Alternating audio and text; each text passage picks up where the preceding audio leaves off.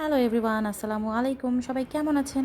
ঈদের ঘোরাঘুরি তো চলতেই থাকে। তো ঈদের পরের দিন কেন জানি না হঠাৎ করে আমাদের একটা খুব বাজে প্ল্যান হলো যে আমরা যাব বগুড়ার বিখ্যাত জাফলং দেখতে।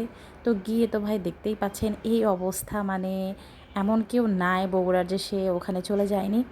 যাওয়ার পরের পরিবেশটা আমার কাছে যে খুব বেশি মানে ভালো লেগেছে এরকমটা না, কারণ পানিটা মানুষজনের কারণে পানিটা পুরোটাই নষ্ট হয়ে গিয়েছে, ঘোলা ছিল।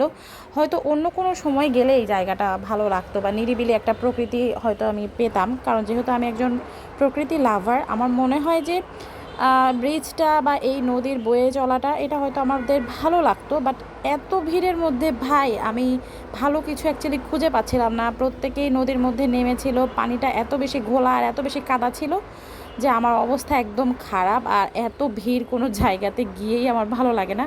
হয়তো নিরিবিলি পরিবেশ পেলে আমি জায়গাটা ভালোভাবে এক্সপ্লোর করতে পারতাম।